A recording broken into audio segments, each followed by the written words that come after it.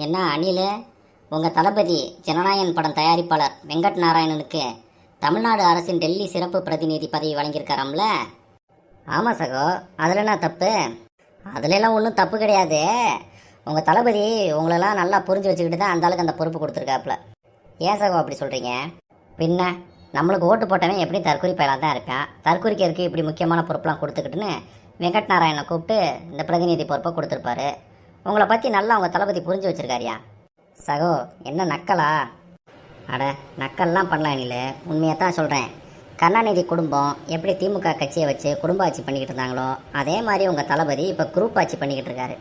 அவருக்கு தெரிஞ்சவங்க, அவனோட அசிஸ்டண்ட்டு, அப்புறம் அவருக்கு ப்ரொடியூசரு, சைடு ஆக்டரு, ஜோசியக்காரு, இவங்க எல்லாத்துக்கும் அரசு பதவி போட்டுக்கிட்டு இருக்காரு. இந்த லட்சணத்தில் உங்கள் தளபதி என்ன சொன்னார்? மக்கள் பணத்துலேருந்து நாங்கள் ஒரு ரூபா கூட எடுக்க மாட்டோம்னு சொன்னார். இப்போ மக்கள் வரி பணத்துலேருந்து தானே உங்களுக்கு தெரிஞ்சவங்களுக்கு பூரா சம்பளம் போட்டுக்கிட்டு இருக்கீங்க.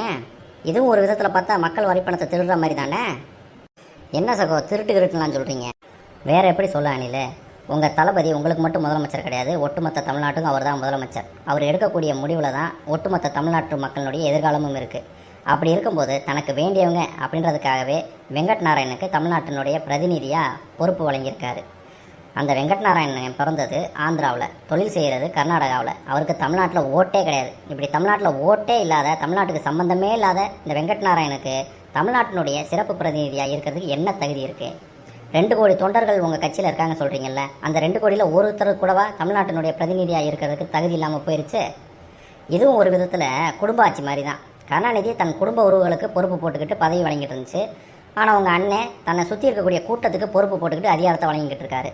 இதில் 2ல் என்ன பெரிய வித்தியாசத்தை நீங்கள் கண்டுட்டீங்க? சகோ, அது ஒரு அணியில் எப்படி முட்டை தான் கொடுக்க போகிற? எனக்கு இன்னொரு சந்தேகமும் இருக்குது, அதையும் கேட்டுடுறேன். எல்லாத்தையும் சேர்த்து வச்சு முட்டை கொடு. இன்னும் ஏன் நீங்கள் துணை முதலமைச்சரை நியமிக்காமல் இருக்கீங்க? அதை எதுவும் நடிகைக்காக அந்த பதவியை ஒதுக்கி வச்சுருக்கீங்களா?